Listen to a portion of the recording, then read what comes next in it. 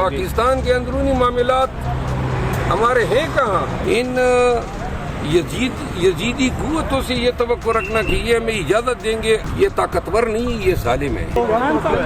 جلسے کے حوالے سے درخواست یہ دی ہے اور ایک پہلے دی تھی، اور ڈی سی نے ابھی تک کوئی جواب نہیں دیا، تو کل میں اس پر پٹیشن دائر کر رہا ہوں۔ اگر اجازت نہیں ملتی تو کیا لایا عمل ہوگا؟ اجازت تو کوئی ملی ہے پی ٹی آئی کو 2 سالوں میں؟ واحد ہمارے پاس راستہ یہ ہے کہ منصفین کے پاس جائیں، ان کو بتائیں۔ نہ الیکشن کے دوران کیمپین کی اجازت تھی، نہ جھنڈا لہرانے کی اجازت تھی۔ ان یزیدی قوتوں سے یہ توقع رکھنا کہ یہ ہمیں اجازت دیں گے، اپنا آئینی حق ہے آرٹیکل 16 کے تحت، آرٹیکل 17 کے تحت، آرٹیکل 19، لیکن بنیادی انسانی حقوق یہ سمجھتے کہاں ہیں؟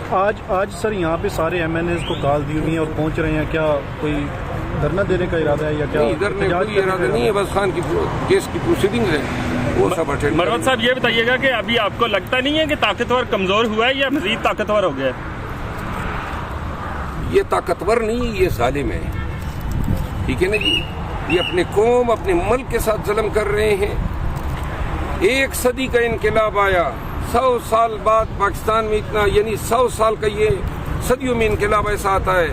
پنجاب نے پہلی دفعہ تاریخ میں جو ہے اسٹیبلشمنٹ کے خلاف ووٹ دیا ہے، اور جناب یہ بن گئے صدر، وزیر اعظم، گورنر، وزراء۔ ایسا ہوتا ہے مہذب ممالک میں۔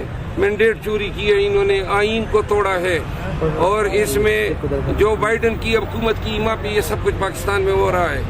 تو لہٰذا جو یہ کر رہے ہیں ملک کے ساتھ 9 مئی کے نام پہ، 9 مئی کا ڈکوسلا ہے، اور آج تک کل پرسوں خواجہ آصف کا بیان آیا، یہ ہر چیز پہ گمراہ کن بیانات دے رہے ہیں۔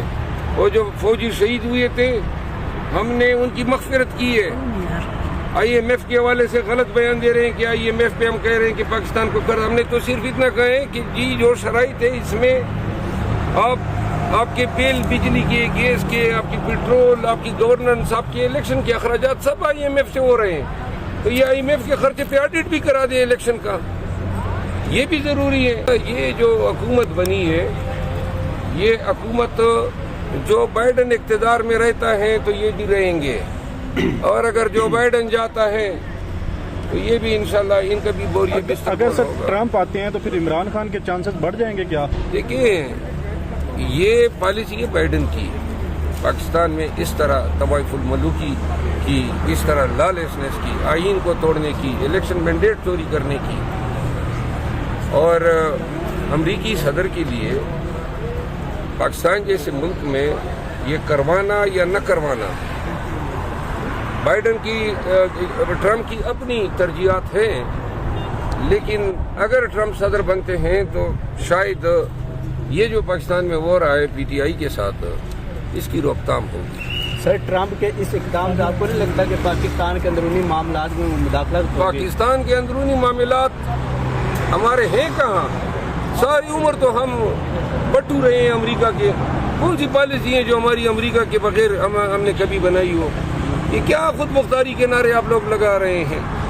خود مختاری کہاں کہ جس نے خود مختاری دلانی چاہیے پاکستان کو ایشین ٹائگر بنانا چاہا، یہ جو رشیا گیا، روبیل میں جو پیٹرول خریدنا چاہتا تھا، جو گیس کے سستے معاہدے کرنا چاہتا تھا، جو ایران کے ساتھ ٹریڈ کرنا چاہتا تھا، جو ملائیشیا اور ٹرکی کے ساتھ پاکستان کو ریجنل سطح پہ ایشیا میں جو ہے معاشی خود مختاری دینا چاہتا تھا، اس کا کیا اثر کیا ہے؟ جیل میں ڈالا ہوا ہے۔ پارٹی آپ نے ان کی توڑ دی، مینڈیٹ ان کا چوری کیا، قتل آپ نے ہمارے ورکرز کیے، ہمارے ورکروں کو جیلوں میں ڈالا ہے، ابھی بھی سینکڑوں پڑی ہوئی ہیں، خواتین تک پڑی ہوئی ہے۔ یہ ظلم دیکھو پاکستانیوں، یہ آپ لوگوں کے ساتھ ظلم ہو رہا ہے۔ ہم آپ کے بچوں کی جنگ لڑ رہے ہیں، آپ کی مستقبل کی جنگ لڑ رہے ہیں۔ پاکستان میں جب تک حقیقی آزادی نہیں آئے گی، یہ مصلحتوں کے تحت یہ ذلالت بری زندگی ہمارا مقدر رہے گی۔